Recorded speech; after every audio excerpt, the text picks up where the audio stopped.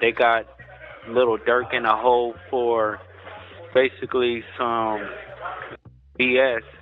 And right now we're going to show the paperwork. Right after an inmate exposed Lil Durk's brutal conditions behind bars, new footage of his release exploded online. Rappers like G Herbo had hinted that something major was on the way, but nobody expected this twist. The reason behind Durk's release shocked everyone. Let's break it down. Fresh footage of Lil Durk started spreading fast. A recording from his legal team set everything off. They spoke about serious concerns inside, limited access, harsh treatment, and a situation that had fans deeply worried about his health and safety. That moment pushed everything into motion. Fans are even saying other rappers haven't stepped up with enough support, and that's raising eyebrows. Smirk is in there, man, realizing the world don't stop spinning because you locked. To understand why that release moment hit so hard, you need the full timeline. On October 24th, 2024, Durk was arrested in Broward County, Florida by U.S. Marshals near Miami International Airport. Just one day earlier, on October 23rd, 5 members of his Only the Family collective were indicted.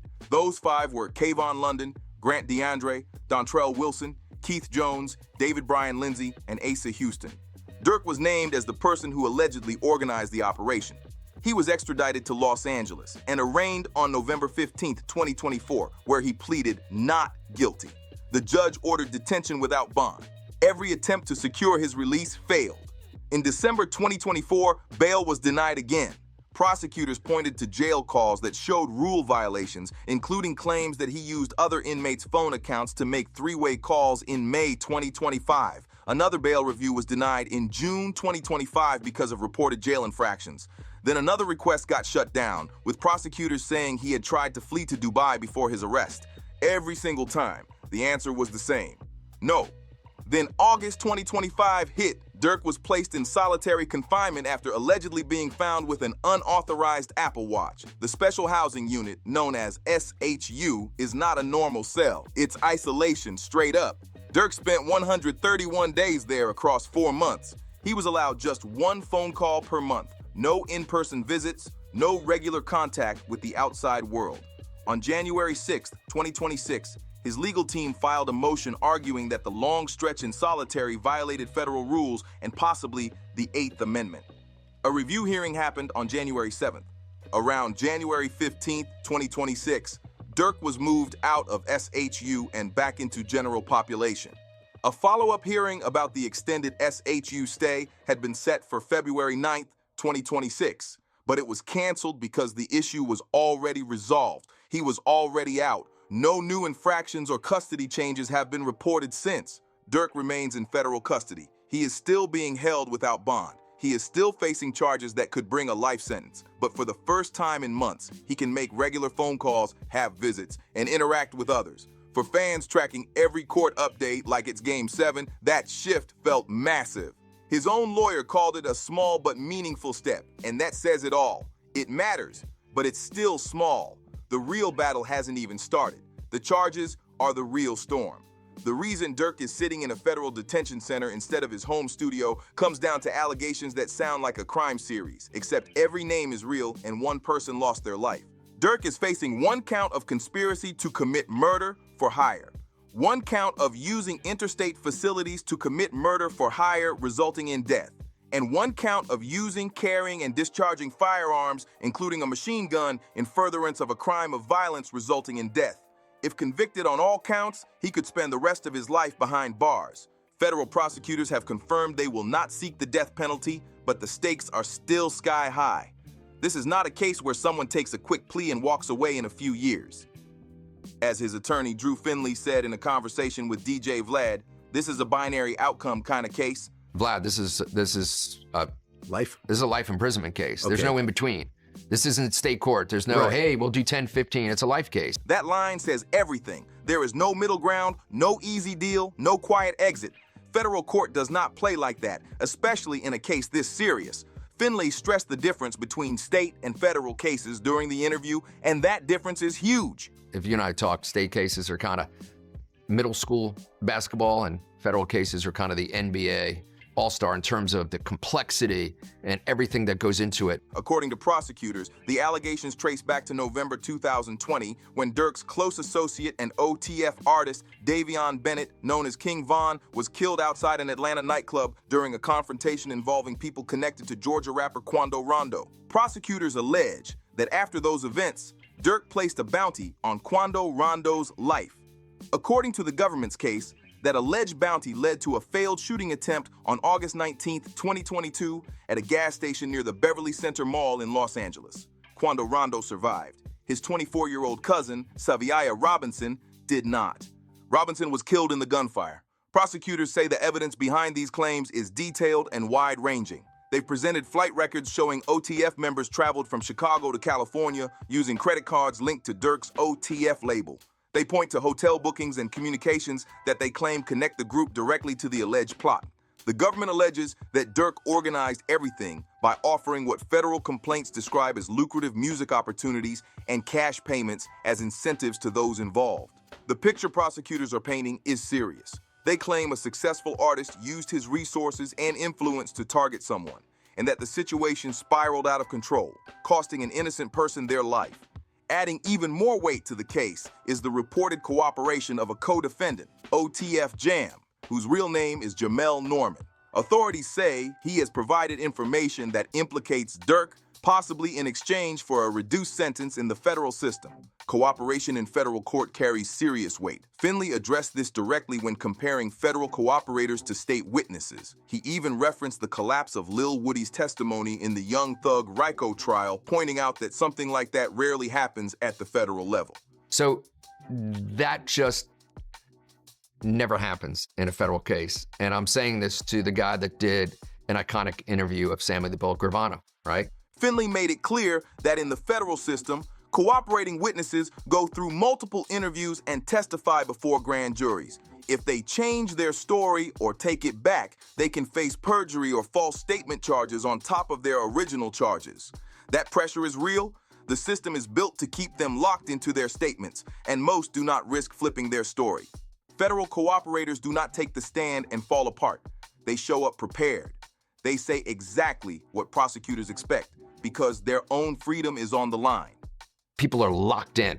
I mean, they are locked in. They're in front of grand juries. There are multiple interviews. That reality makes this case even more dangerous for Durk. Prosecutors have also claimed he may be tied to additional alleged bounties, including one involving a relative of a witness and a separate Chicago case. No extra charges have been filed on those claims, but the discovery in this case is massive, more than 30,000 pages. That mountain of evidence is one reason the trial keeps getting delayed. The charges may be the prosecution's sword, but the courtroom motions are the shield Durk's legal team keeps raising. And one of the biggest battles brewing in this case centers on whether Lil Durk's own music can be used against him, lyrics that could be used to lock him up for life. On February 4th, 2026, prosecutors pushed to admit song lyrics, music videos, and imagery as trial evidence, arguing that these creative works show motive and intent. Just 5 days later, on February 9th, 2026, the judge delivered a split decision. Specific lyrics from the song Hanging with Wolves were blocked. Prosecutors wanted to highlight a line about hopping on a flight with a warrant and daring law enforcement to catch him. The judge ruled that those words pointed more to flight risk, not the core murder-for-hire charges, so they were not admissible. But other lyrics and visuals are still under review and could end up in front of a jury. That's where things get intense. The fight over rap lyrics is not new, but in this case, it has become one of the most heated battles. Drew Finley has openly criticized the use of rap lyrics as criminal evidence. And I'm sensitive to that issue because I don't know of another art form, and you have your finger on the pulse of rap as good as anybody in the world right now. He argues this goes beyond Durk. He frames it as a bigger issue, saying one genre of music and the artist behind it are being singled out. He questions whether law enforcement truly understands how music is created or if they are twisting art into alleged confession. According to Finley, that misunderstanding can have serious consequences and put someone's freedom at risk. And I guarantee you that Vlad cannot tell me another musical genre in which the government plays the game. The game Finley is describing is a process where prosecutors dig through thousands of verses, searching for any line they can loosely connect to criminal activity. He compared it to the children's puzzle, Where's Waldo? And that comparison hits hard. It suggests the government is not carefully analyzing evidence, but scanning for anything that looks like it might fit their theory. If a media personality can take the time to understand how punch-ins work, how recording sessions stretch for hours, and how lyrics are crafted piece by piece, then the people who hold someone's future in their hands should be expected to do that same homework. These decisions can mean life in prison. But Finley argues that kind of effort is not happening, and that failure affects more than just one case. It impacts an entire genre and the artists behind it. One major focus of the defense strategy centers on the song Wonderful Wayne and Jackie Boy, featuring Durk and Babyface Ray. Prosecutors included the track in a superseding indictment, claiming its lyrics celebrated and profited from the death of Xavier Robinson and the attempted shooting of Quando Rondo. Finley pushed back hard on that claim. The defense reviewed the production timeline and found that Durk recorded his verse 7 months before the August 2022 shooting. And then we started doing our homework, interviewing the producers, and found out that that song and the Durk part of it was done 7 months beforehand. 7 months! If that timeline holds up in court, it seriously challenges the idea that the song was created to reference or benefit from the incident. As Finley said clearly, unless Durk had psychic abilities, the track could not have been about something that had not happened yet. The defense also pointed to fan-edited YouTube versions of the song that added dramatic sound effects, arguing those edits do not reflect the original release. Similar to the audio of Quando Rondo reacting to his cousin's death, Finley made it clear that certain dramatic edits were created by random fans at home. He said those versions had zero connection to Durk, Babyface Ray, or the companies behind the music.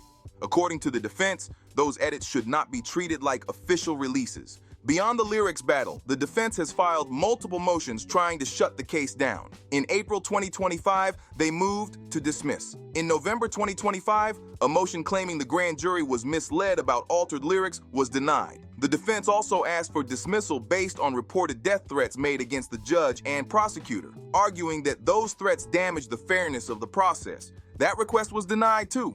Another motion arguing the indictment was vague was denied on November 18, 2025. Motion after motion denied. Argument after argument rejected. Still, the defense keeps pressing, because when a life sentence is possible, you fight every angle available. Durk's family has spoken out as well. In a public statement, they claimed the government presented false evidence to the grand jury. They said Durk has always used music to tell stories, express pain, and cope, and they refuse to stay silent as artists face scrutiny over their lyrics. Then there is the bond issue. Each time his legal team has asked for him to await trial at home instead of the Metropolitan Detention Center, the answer has been no. The same question keeps coming up. If released, would he flee?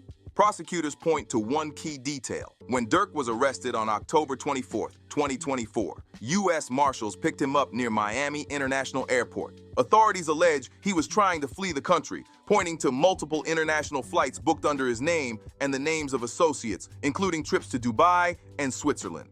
That claim has weighed heavily on every bail request. The defense, however, pushed back with a detailed counterstory. Finley explained that his team secured the full flight itineraries and found that every booking ended in Dubai, not at the layover cities prosecutors highlighted. The government pointed to stops in places like Rome, but according to the defense, they did not emphasize that Dubai was the final destination on each ticket. Finley also focused on how those flights were booked. They were commercial seats, economy class, back rows, middle seats, and he made a blunt point that cuts through all the legal talk. The argument is simple. Someone with Durk's wealth and global fame is not likely to escape by squeezing into a middle seat on a long commercial flight for 17 hours. That would be uncomfortable and risky, especially for someone easily recognized. Finley argued those bookings were not serious escape plans. He said a private jet was only considered after commercial options became impractical, not as part of some dramatic getaway. The defense maintains the travel plans were being mischaracterized and that the full context tells a very different story. Finley then revealed something most people following the case have not heard. After the defense submitted the complete flight itineraries, the Federal Probation Office reviewed everything and concluded that Durk was not a flight risk. That probation officer made the recommendation to the court. The judge did not follow it, but the fact that an independent federal officer whose job is to assess risk sided with the defense is a major detail. The bond package proposed is serious. It includes $1 million in cash, $900,000 in real estate, and $150,000 from an associate. It also offers around-the-clock armed security and electronic monitoring. That is not light. That is a package built to address every concern the court could raise, and still, the answer has been no. Finlay has argued that Durk has strong reasons to stay. He has children, he has close family, he has a mother he loves. He also rebuilt a relationship with his father in 2019 after years without one, only for the pandemic to disrupt that connection. He's got kids, he's got family, he's got his mom who he loves, he's got his dad who he's waited until 2019, after 26 years, to have a relationship with. That father-son bond, years in the making and barely restored before the world shut down, adds a personal layer to this fight. This is not just paperwork. It is about family ties and responsibility. Finlay insists those relationships are exactly why Durk would not run. The bond battle is not finished. The defense plans to ask the district court judge for a de novo review, meaning a completely fresh look at all the evidence. The hope is that a different judge, looking at the full picture instead of what the defense sees as a limited version, might reach a different conclusion.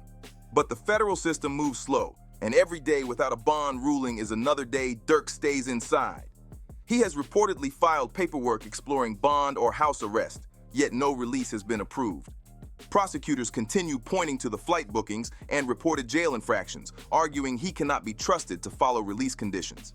It has become a repeating cycle.